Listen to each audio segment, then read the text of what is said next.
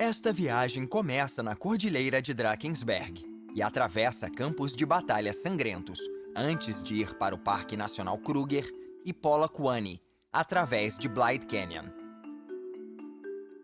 De lá, a jornada segue para sul até Pretória, Joanesburgo e Bloemfontein, e depois para oeste visitando Kimberley e o Parque Algrabe Falls. Descendo a costa oeste, a travessia termina nas incríveis montanhas Cederberg. A África do Sul é um país de paisagens contrastantes. A leste da Cordilheira de Drakensberg, uma planície fértil se estende até onde se encontram pequenas fazendas e reservas particulares de fauna bravia. Mas este interior, aparentemente tranquilo, foi o lugar de batalhas violentas durante o século XIX.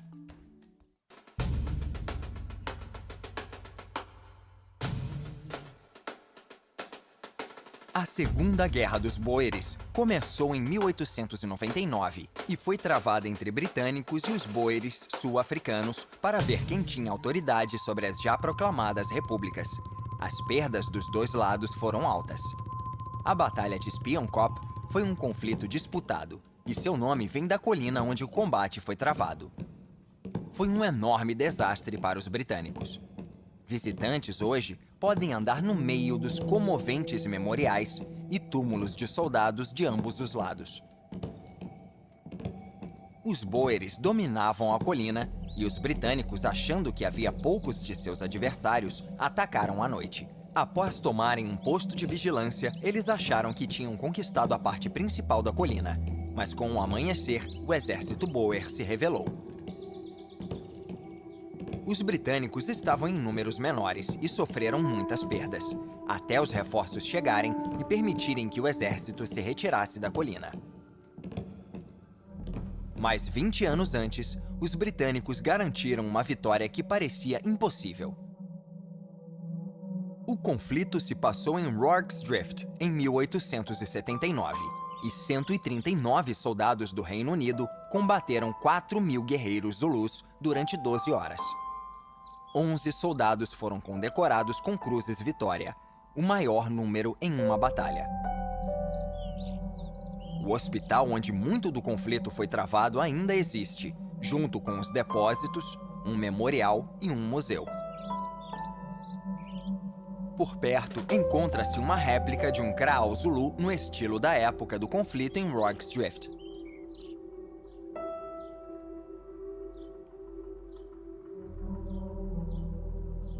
Os guerreiros zulus tinham acabado de causar a maior derrota que um exército colonial britânico tinha visto na Batalha de Isandlwana. Na sombra da montanha, 1.300 tropas britânicas e coloniais morreram. O número total de homens era de aproximadamente 2.000. A força Zulu, usando principalmente lanças e escudos, dominou os britânicos com habilidade e muita disciplina. Hoje, memoriais e pequenos montes de rochas brancas, marcando sepulturas coletivas, são encontrados no declive em lembrança dessa batalha.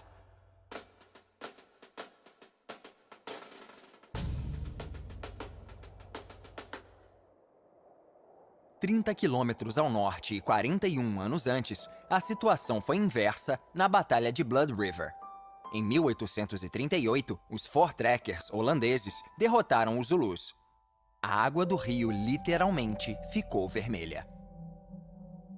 Os 470 holandeses, incluindo homens, mulheres e crianças, levaram as carroças até um cercado chamado de Lager. Eles encararam mais de 10.000 guerreiros Zulus que atacaram ao amanhecer. Durante 2 horas, eles enfrentaram 4 ondas de ataques. Os homens atiravam, enquanto mulheres e crianças recarregavam os mosquetes. 3.000 Zulus foram mortos, mas apenas 3 Voortrekkers ficaram levemente feridos. As carroças deles foram erigidas como memoriais de bronze em 1971. O primeiro monumento neste local foi este carro de boi construído em 1947. E em 1998, um museu e um memorial foram construídos do outro lado do rio em homenagem aos Zulus. A forma do edifício representa os chifres e o peito da formação de batalha dos guerreiros. 240 quilômetros ao norte fica Nelspruit, na região de Mpumalanga. Esta é a maior cidade na região sul da mais conhecida reserva de fauna bravia do país, o Parque Nacional Kruger.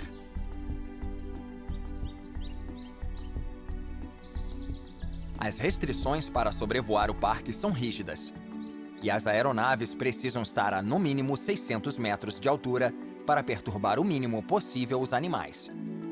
O parque tem uma área de quase 20.700 km². É praticamente o tamanho de Israel. Tem vários acampamentos espalhados pelo Kruger. Este é o Berg en Dal, o único em um ambiente montanhoso. De lá, é possível fazer passeios guiados a pé e conhecer a vida selvagem de carro.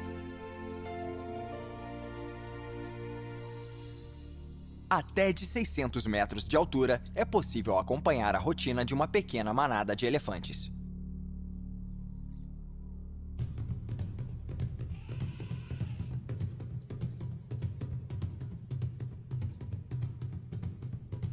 Na África do Sul, encontram-se muitas reservas e fazendas particulares que criam fauna bravia, incluindo gnus.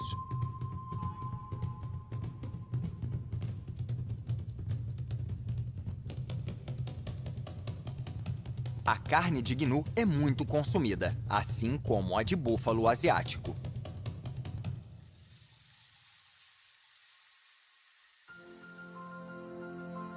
A leste do parque fica o Blythe River Canyon, o terceiro maior do mundo, superado apenas pelo Grand Canyon nos Estados Unidos e pelo Fish River Canyon na Namíbia. É uma vista muito impressionante.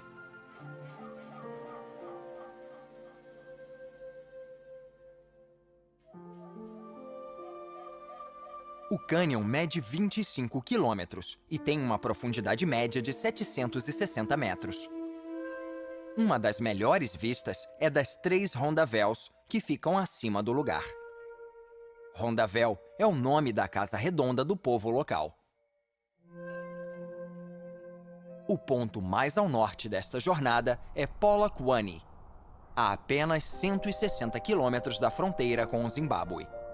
Seu nome significa lugar de segurança, e a cidade é a capital da região de Limpopo. Antigamente, Polokwane se chamava Pietersburgo. Um novo estádio de futebol com capacidade para 46 mil pessoas foi construído para a Copa do Mundo de 2010.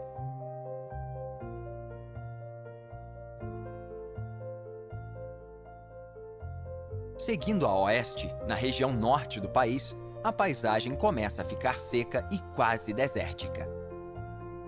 Este lugar plano e imenso é chamado de Veldt, o equivalente sul-africano ao Outback australiano, à Prairie estadunidense e aos Pampas sul-americanos. Existem poucos vilarejos espalhados por essa paisagem esparsa. Mas nada prepara as pessoas para a surpresa de ver uma cidade de um conto de fadas surgir no meio de tanta aridez. O Sun City é um resort de luxo e cassino inaugurado em 1979, sendo muito popular desde então. Hóspedes encontram 4 hotéis, apartamentos de timeshare,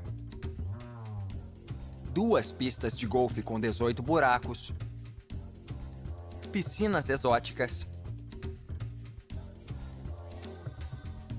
e muita diversão, como piscina de ondas.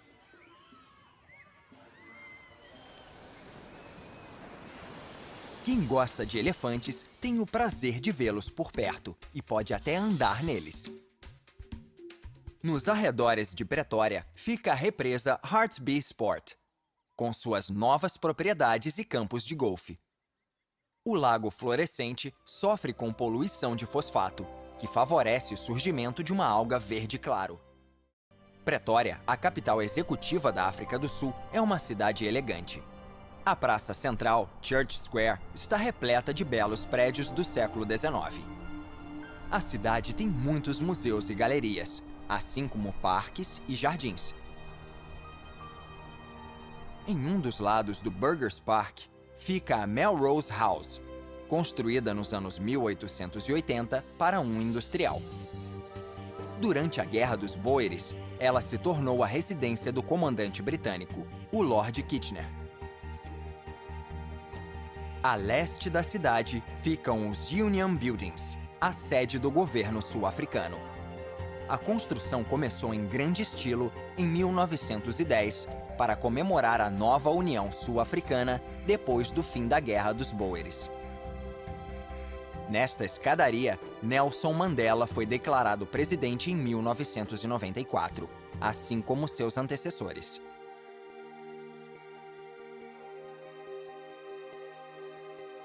Dos degraus, é possível ver o estádio Loftus Versfeld.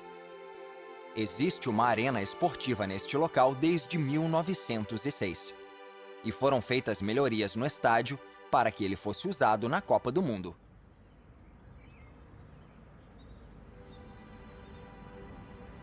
O nome local histórico para Joanesburgo é Gauteng, que significa lugar do ouro. Nos arredores da cidade é fácil ver por quê, com os resultados de mais de 100 anos de mineração.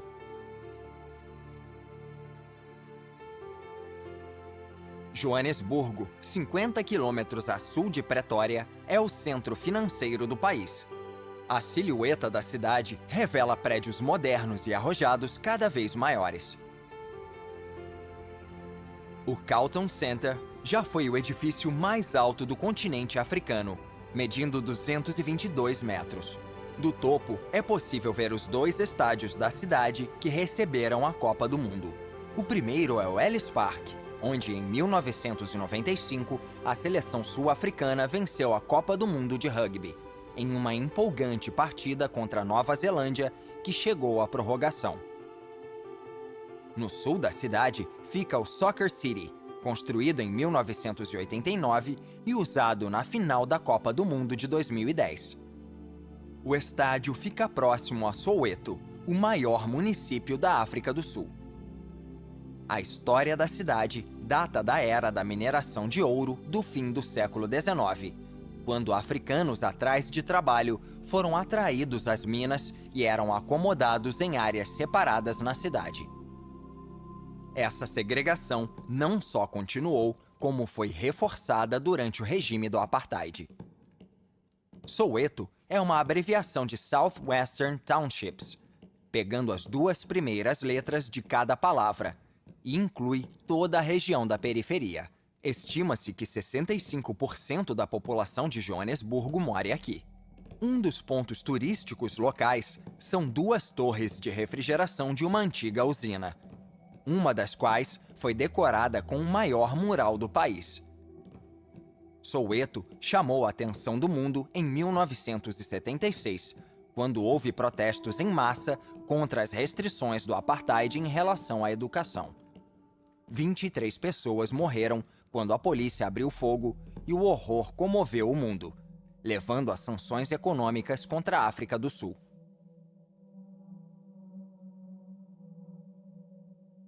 Hoje em dia, Soweto está bem diferente e oferece até passeios guiados para visitantes. Ainda há casas em formato de caixa de fósforo da época do apartheid, mas residências maiores e melhores estão sendo construídas. Existem ainda as antigas favelas para os mais pobres, onde há poucos serviços públicos e falta saneamento básico.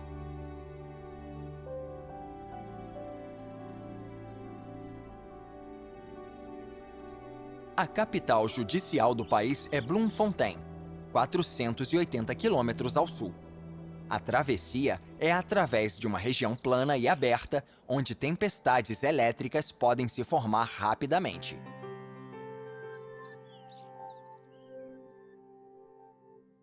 O dia vira noite quando a natureza revela seu poder.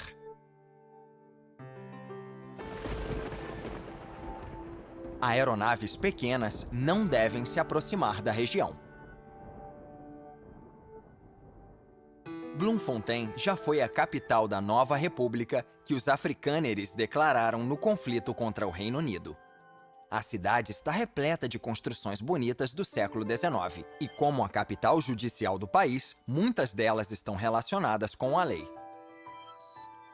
No sul de Bloemfontein, encontra-se um monumento às mulheres e crianças boeres e negras sul-africanas que morreram em campos de concentração britânicos durante as guerras no país.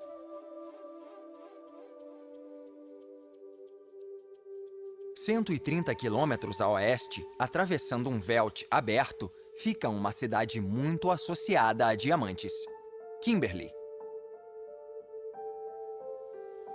Em 1869, diamantes foram encontrados na parede de lama de uma pequena casa na beira do Cabo Ocidental.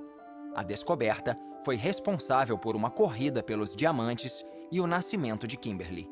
Milhares de garimpeiros chegaram e cavaram buracos tão profundos que parecia haver penhascos na cidade toda.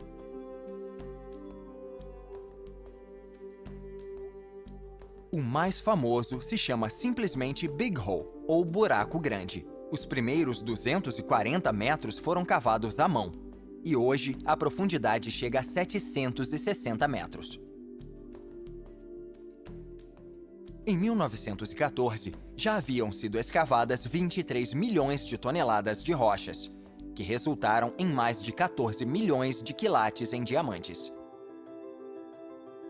Hoje, um quilate sem falhas custa quase 23 mil dólares. Então, muito dinheiro foi encontrado no Big Hole em apenas 50 anos. A oeste de Kimberley, a paisagem começa a ficar mais seca e desértica. Propriedades enormes com quilômetros de cercas marcam as terras.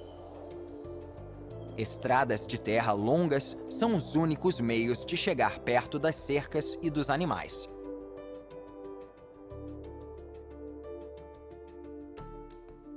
Em lugares como este, avestruzes prosperam e correm livres.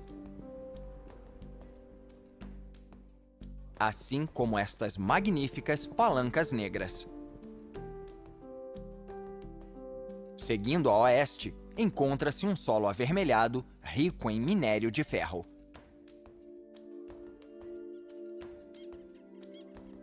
E nesta região quente e árida, um grupo de oryxes procura comida.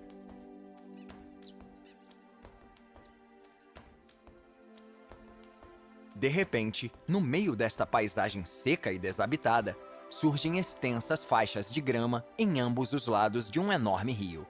É o Orange, o mais longo da África do Sul, com mais de 2.000 quilômetros de extensão. Surpreendentemente, o rio não passa por nenhuma metrópole, mas é muito importante para a economia do país pela irrigação de que é capaz. No Cabo Setentrional, as margens estão cheias de vinhedos. Rio abaixo e a oeste de Upington está uma das vistas mais lindas do país, e ela pode ser ouvida antes de ser vista. São as Algrabes Falls, caindo na maior garganta de granito do mundo. O povo nativo Khoikhoi chamava de lugar de muito barulho. Durante milhares de anos, o rio Orange erodiu esta garganta, criando uma cachoeira espetacular de quase 60 metros de altura.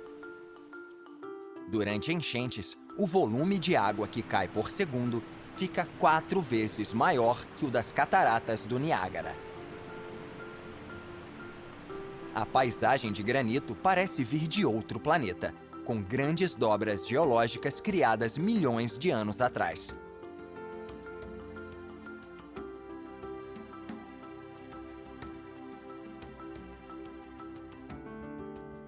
A região se tornou um parque nacional em 1966. Nesta região árida, cresce uma árvore extraordinária. É uma espécie de babosa nativa do Cabo Setentrional, a árvore aljava. Por conta das mudanças climáticas, está ficando cada vez mais difícil encontrar espécimes dela. Seu nome vem da prática antiga do povo San de fazer aljavas para suas flechas com os galhos dessa árvore.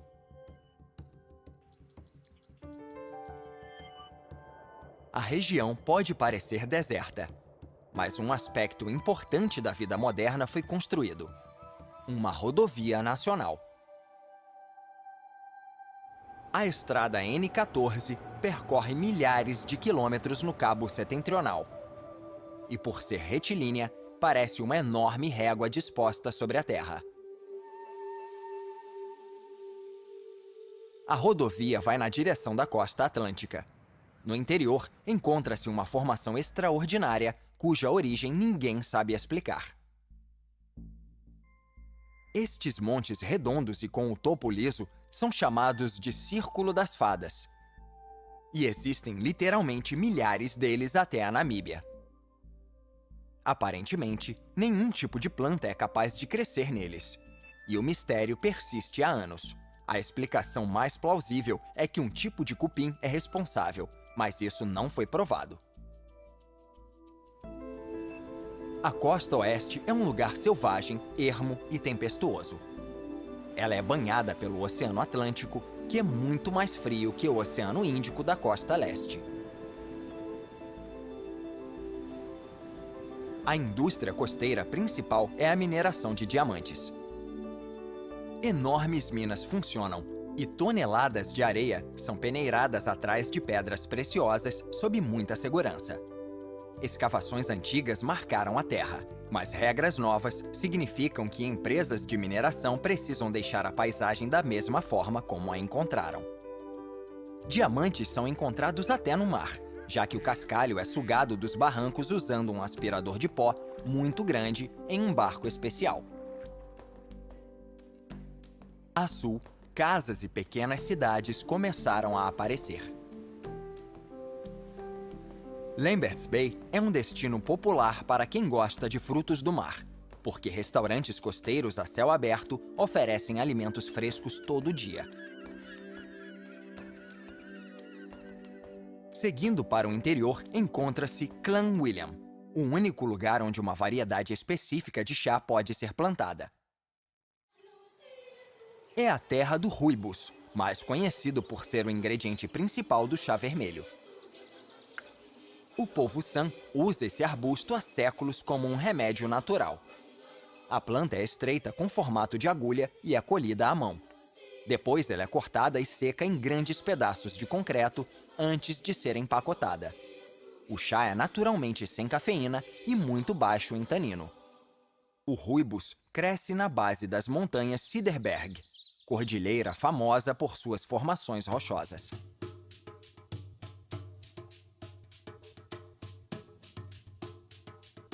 Ao longo de milhões de anos, o vento e a água moldaram essas montanhas em algo mágico. Os pináculos e fissuras parecem criar castelos fantasiosos, e as pedras avermelhadas começam a parecer estranhas criaturas congeladas.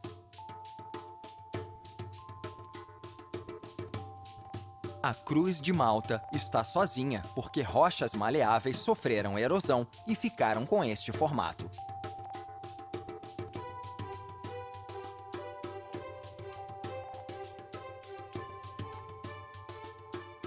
No alto dos picos está o Wolfberg Arch. O centro foi erodido e deixou esta formação espetacular.